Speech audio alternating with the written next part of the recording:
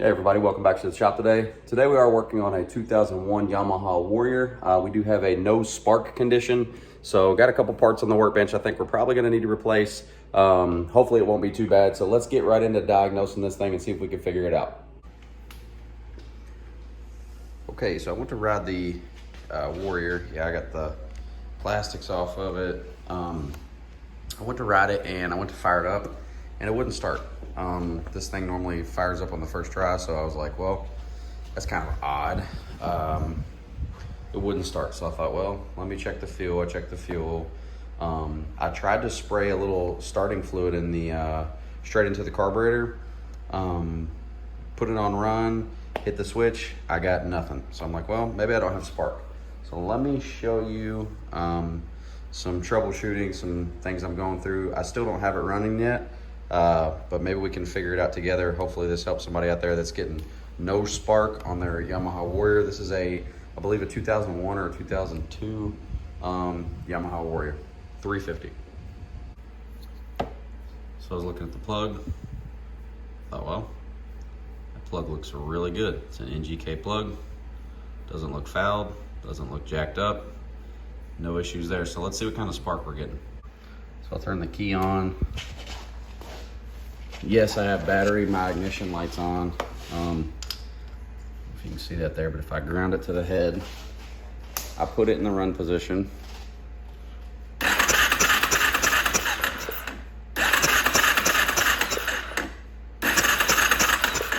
Nothing.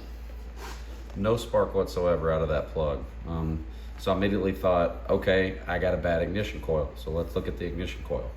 Like I said, I do have this apart. It's been sitting for a while. But if you don't know where your ignition coil is at, your ignition coil is located right below your headlights. So it's right there in the front. There's your coil. So very first thing I did was I'll check the ground. I'm like, okay, it's got a good solid ground. It's grounded. And then I checked this other one here and it's good as well.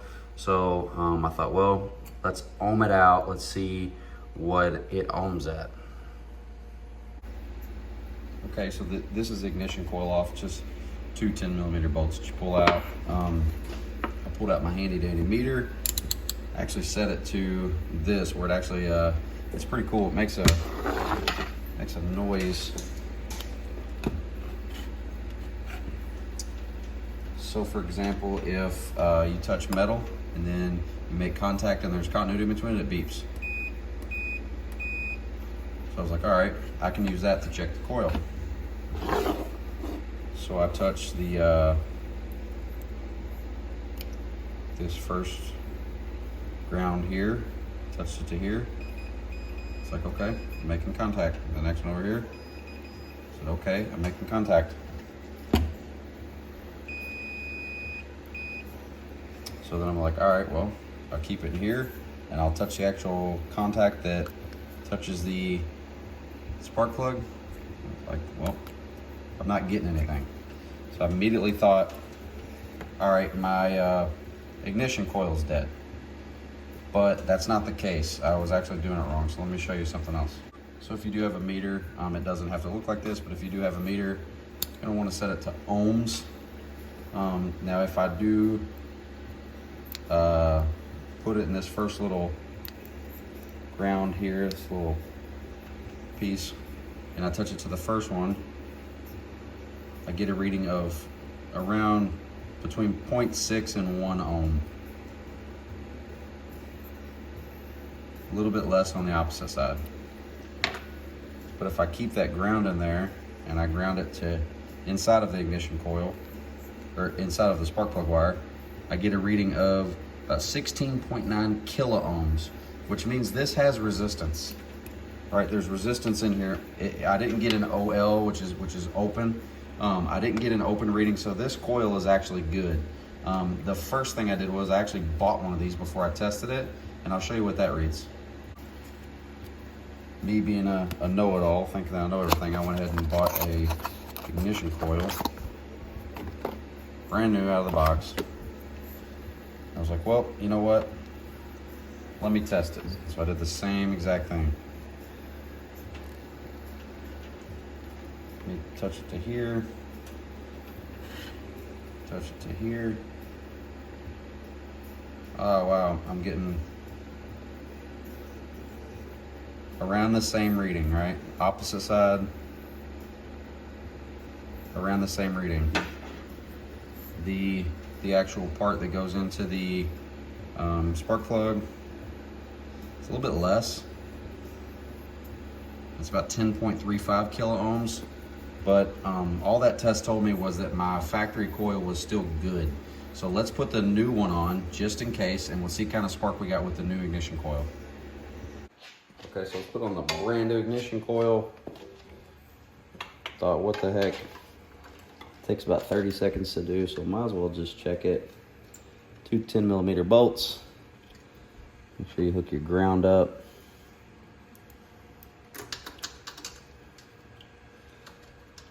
And start them.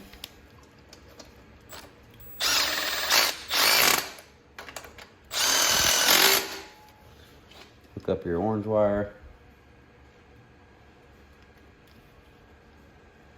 Okay, everything's hooked up good. Now let's hook up the actual wire here to the plug and let's see what kind of spark we got.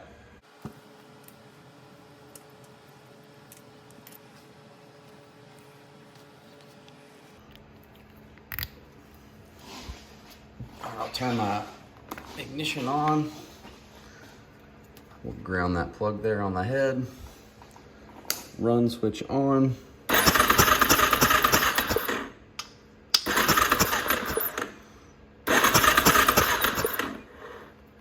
Hopefully you guys can see that. Nothing, no spark at all. It's now that I realize I wasted 20 bucks. I mean, it's not the end of the world. I still got a new ignition coil or a spare or a backup or what have you. So it's on to the next thing. So the next thing I was thinking, well, was maybe it's the main fuse, which is here.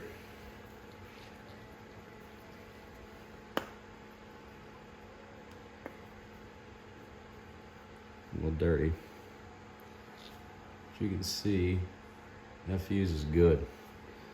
No issues with the fuse. So we know our main fuse is good. We know we got a good good ignition coil. On to the next thing. Yeah, by the way, in the manual, here's your ohm resistance on your ignition coil. So on the new one where we tested at like a little over 10 kilo ohms, that's actually a little bit better condition than our factory one. So we know our ignition coil is good. Let's get on to the next thing, which I think is going to be the actual stator. And I didn't crack the manual open until now. I actually forgot I had this book, but you know, the actual stator, it says you got to take the seat out. It says disconnect the white 3-pin electrical connector from the alternator. So let's find that. Once we disconnect that, it says use an ohm meter. Here's the white 3-pin. There's the white 3-pin connector. And then we will go through and test it in whatever the specified resistance is. So I'm not 100% sure. All these other connectors are 2-pin connectors. This is the only 3, and it said white to white, so this thing is pretty crusty. Let's take it apart.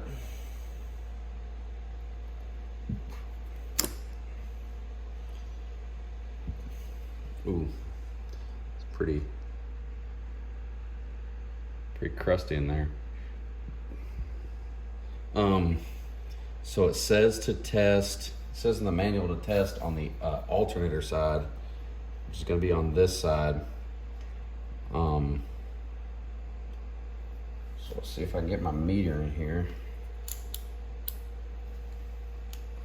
I'll be able to set it up for you guys to see or not.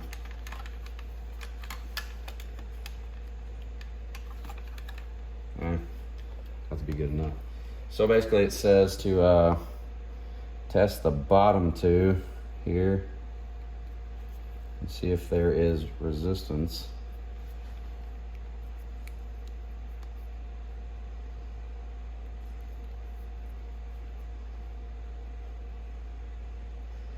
coming up with 0.07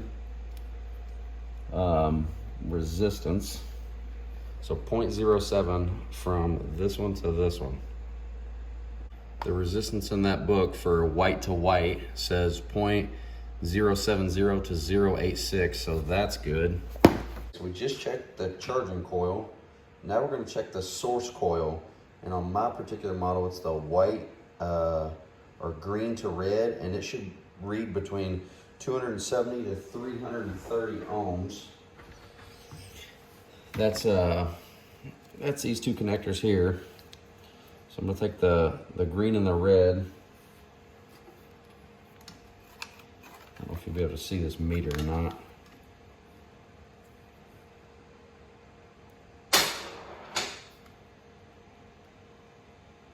And that's reading 307.8 ohms. I can show you guys that there. So we know our source coil is good, the green to red, because the manual told us that's within spec. All right, I do got the battery on charge here, so whenever we get our new parts in, we'll hopefully be able to get this up and running. So this is probably not all of the tools. There are probably going to be more that you need. I know there's a big nut on there that we're going to have to get off. I don't know what size that is yet, so we'll have to see. But I know you're going to need a number 5 Allen key. You're going to need a 1/4 inch ratchet. You're going to need an 8mm socket, a Phillips head screwdriver. I'll probably just cheat like always and use my little 1/4 inch Milwaukee impact. You're going to lose quite a bit of oil, so you're going to want to make sure that you got your 1040 or whatever your ATV recommends. Make sure you got oil to put back in it. Definitely going to need a drain pan, and if you do have a service manual of some kind, that's probably going to be handy as well. All right, so we do have a replacement stator on the workbench. This is made by Caltrick. I actually picked this up online, and it does come with a gasket. So you have your actual stator, and then this is your pickup coil, and then your wiring harness connections. So everything appears to be right. All right, so the very first thing we're going to do is we got to take this side cover off. Underneath here's where our stator is. We have 4 of those number 5 Allen head bolts.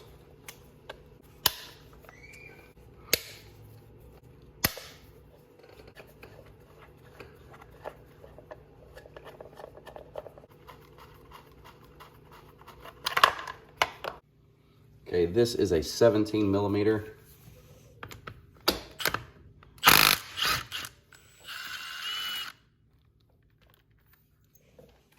Gonna be a bolt.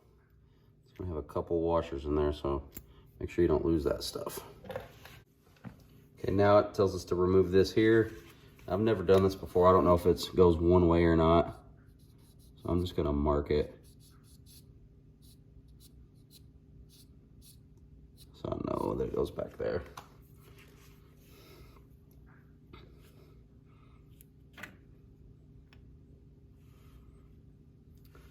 Okay, and there is an O-ring in here. It also tells us that there's an O-ring in there, so make sure you don't damage that. So we'll set this to the side. Now there's a bunch of 8mm bolts all the way around this case. We're gonna undo all of these.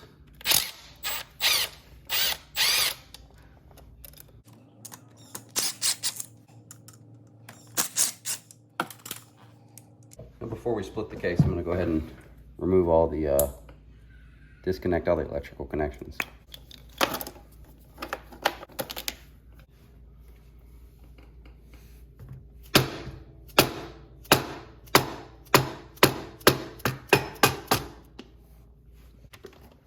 Oil coming out there.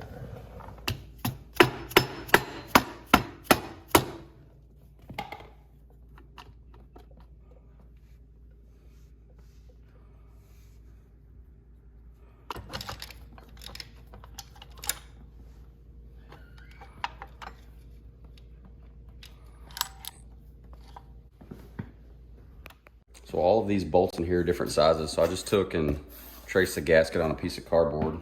That way I can pull out all these bolts. Kind of just put them in there like that where they go in the case. That way I know I don't mess any of the sizes up. So let's get all of those in there.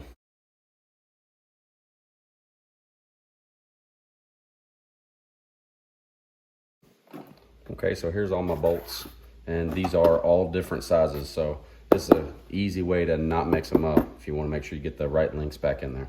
I've got the side cover off in the old Stator assembly on the workbench here.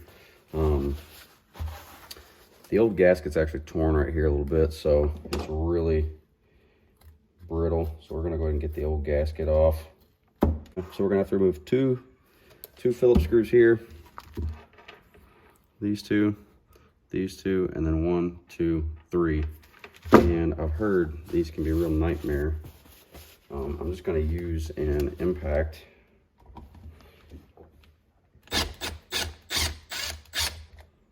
Well, that one came right out. These all popped out.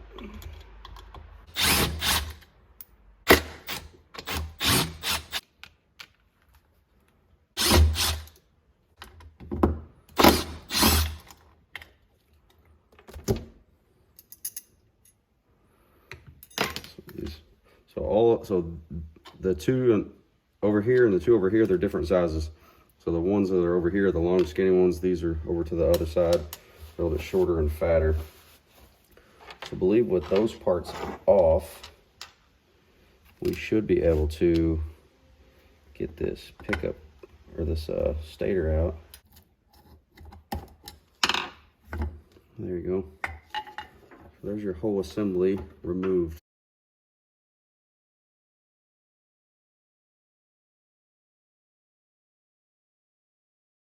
After you get all your gasket material off, it's always good to make sure your bearing is nice and free there. And this one is. Want to make sure everything is nice and clean. So let's work on putting our new stator in.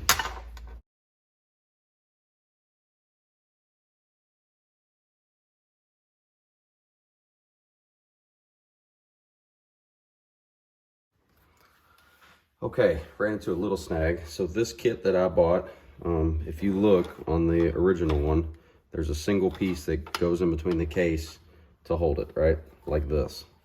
Well, this one came with 2 of them on there. So it was double wide like that. I couldn't fit it down in the case, it wouldn't stay put. So I took and I cut this one off. So I just had a single, so I could slide the single down inside of there. And it still doesn't fit all the way flush. I'm hoping whenever we crank it down and tighten it up, it'll make that flush. But that was a problem that I ran into. So I've got these two. So these 2 are tight. All 3 of these are tight. And these 2 on the pickup coil are tight. You're gonna wanna make sure that that bracket right there, that bracket's covering up that black wire so it's not loose inside of there. So everything should be back on. Let's get this back on the bike. So I did set my gasket on here, and it kind of lines it up with these dowel pins. So we're gonna go ahead and put that back on the bike now.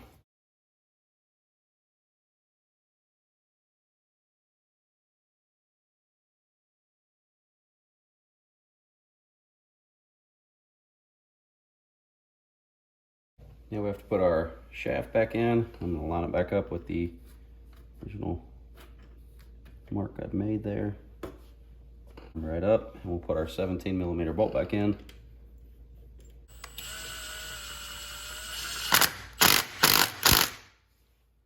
Should be good to go. Take our 4 Allen head bolts, and we're gonna put this Yamaha cover back on.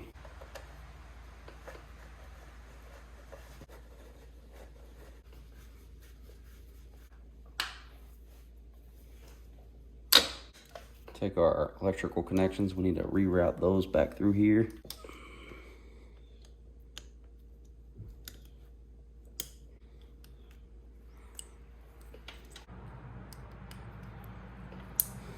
Now, after you replace that stator, we are going to lose some oil. So we're going to have to see how much we lost. Put some back in it. I am using Yamaha 1040.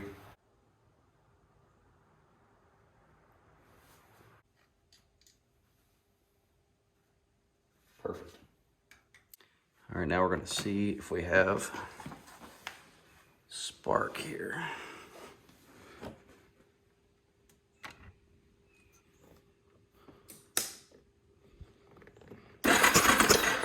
Oh, we have spark.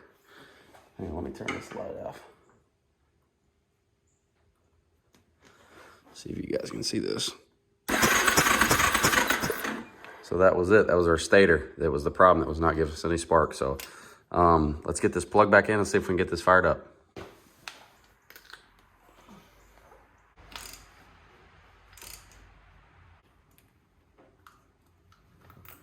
Okay, this Warrior has not been ridden in a long time. We just replaced the stator.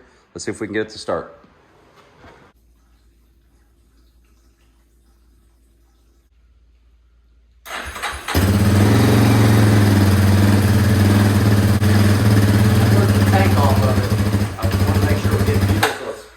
Probably just ran out of gas. It wouldn't start at first, but I didn't do anything to it. I just took the tank off just to look at it, make sure that it was getting fuel.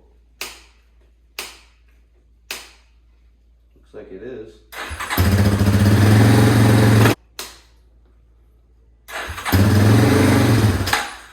It's out of fuel. But it runs, so we got spark back. Awesome.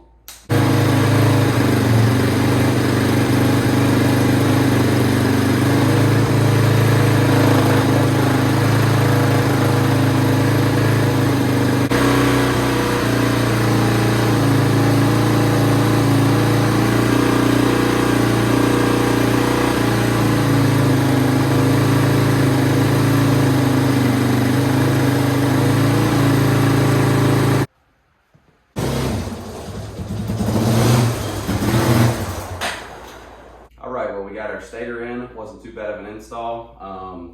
If you guys have any questions, please let me know. As always, I appreciate everybody for watching. Until next time, thank you. Take care. Really going to be very helpful. So let's get right into fixing it. Ooh. Nailed it.